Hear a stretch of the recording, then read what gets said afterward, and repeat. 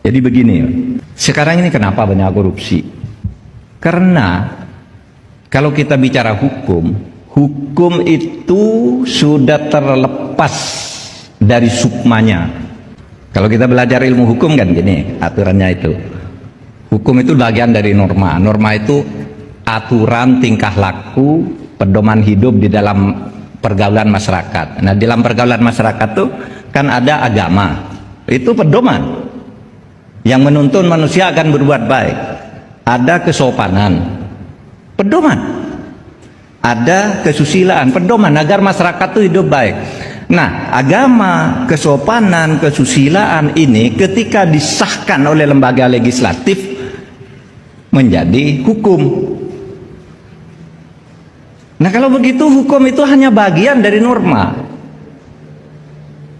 yang sebenarnya sumbernya adalah agama, kesopanan, kesusilaan itu moral.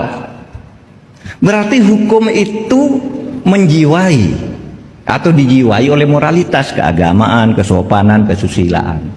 Nah, hukum yang baik seperti itu. Karena masyarakat punya kesadaran agama, susila dan kawannya, maka hukumnya harus begini. Maka menjadi baik masyarakat. Nah, soalnya sekarang ini masuk ke samping ini. Faktanya ya, hukum itu lepas dari moral. Sekarang semua orang mencari pembenaran itu berdasar aturan hukum. Mau korupsi ada dalilnya kok sekarang. Kalau DPR mau mengatakan saya tidak mau kalau tidak dikasih anggaran begini, DPRD saya tidak mau setuju perda ini kalau saya tidak jatah begini, itu ada dalilnya apa? Karena membuat perda itu harus dengan persetujuan DPRD. Ditangkaplah Gubernur Jambi itu karena membuat proyek, DPRD-nya tidak setuju, kasih Alphard 11, kena, perdanya jadi. Alasannya benar nih secara hukum anggarannya DPR 1, 2 sampai pusat begitu main. Nggak ada moralitas di situ. Pokoknya kebenaran formalnya sudah dipenuhi. Di pengadilan juga gitu. Kalau mau Anda memenangkan perkara ini pakai pasal ini, kalau menangkan ini pasal ini. Saya katakan hukum itu bisa dijual belikan.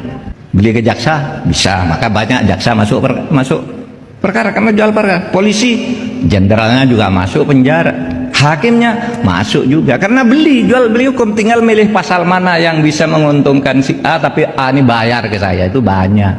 Nah, ini problem kita ya, betapa tidak mudah menghadapi soal ini. Ya, saya katakan hukum itu bisa beli, mau beli ini dapat harganya sekian, mau pasal ini dapat paling sekian. Pak Panot bertengkar dengan Pak Paripurna misalnya, datang ke saya hakim, oh Pak Panot benar pakai undang-undang nomor sekian. Datang Pak Paripurna, oh Bapak benar, tapi pakai undang-undang nomor sekian. Tinggal siapa yang mau bayar lebih mahal. Oh Pak Paripurna bayar 5 miliar, Pak Panut hanya dia kan 2 miliar. Saya kasih yang 5 miliar, selesai. Hakim tidak bisa diganggu gugat. Lalu ada yang mengatakan, kelompok radikal itu mengatakan, itulah salahnya pakai hukum dunia. Kalau pakai hukum agama semua beres. Enggak juga, agama bisa dijual belikan. Karena agama itu Anda mau milih ini dalilnya ada, milih itu dalilnya ada. Mau cari dalil agama yang nyuruh membunuh orang ada. Bunuhlah orang yang memerangimu ada. Tapi ada dalil kamu jangan membunuh orang, ada dalil agamanya juga. Kasihanilah sesama manusia. Pakai dalil itu. Yang terorisnya pakai dalil yang satunya sama. Bahkan di bidang apa namanya? Yang terakhir, kemiskinan. Itu Islam itu mengajarkan kemiskinan atau mengajarkan kekayaan. Dalilnya ada semua.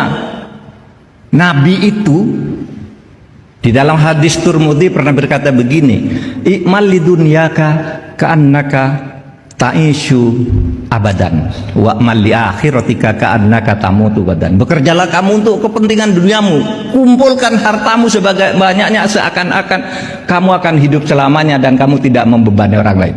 Kaya kamu, jadilah orang kaya. Karena orang kaya, orang Islam yang kaya itu lebih kuat daripada orang Islam yang miskin, dan itu berjaya bagi saya. Tapi ada lagi doa Nabi yang mengajak kita miskin. Apa doanya? Begini, Nabi itu selalu berdoa begini, Allahumma ahyini miskinan wa amitni miskinan. wab'athni ma'zumratal masakin. Ya Allah, jadikanlah saya ini orang miskin. Ini doa Nabi, hadis sahih. Matikan saya dalam keadaan miskin dan bangkitkan saya di akhirat kelak bersama orang-orang miskin. Dalilnya ada, mau nyuruh miskin ada dalilnya, mau nyuruh kaya ada dalilnya. Tapi ada konteksnya. Kamu agar tidak bergantung orang lain dan agar tidak menjadi kufur, jadilah orang kaya. Itu kaya. Tapi Nabi berdoa miskin itu karena hatinya sangat sayang kepada orang kecil, sehingga dia berdoa miskin untuk dirinya sendiri. Ya Allah, saya sayang pada orang miskin, kasihan ini tidak ada yang pedulikan, jadikan saya orang miskin agar saya jadi temannya. Kan itu doa Nabi. Tinggal cari dalilnya aja, jual beli apa.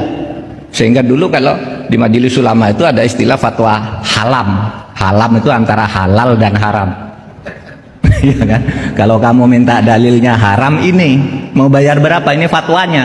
Kalau yang halal ini, ya tinggal mundur jadi halam gitu.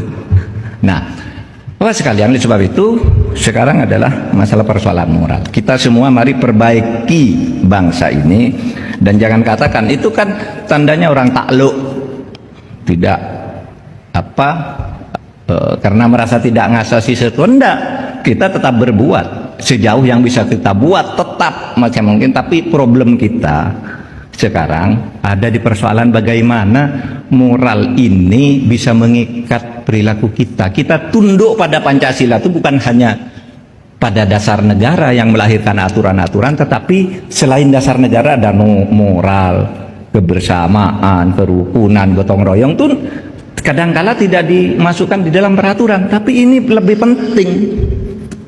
Karena kalau aturan-aturan itu kan bisa dijual belikan tadi, tapi kalau moralitas itu kuat.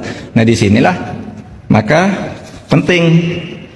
Saya bersyukur hari ini ada Kepala Pusat Studi Pancasila Pak Agus Wahyudi ini, agar bagaimana persoalan moral ini. Kalau soal hukum sudahlah ada Pak Paripurna Fakultas Hukum, ada kita semua, itu gampang. Tapi soal moral ini, agar Pancasila selain sebagai hukum itu bisa menjadi penuntun perilaku kita. Terima kasih atas kehadirannya. Assalamualaikum warahmatullahi wabarakatuh.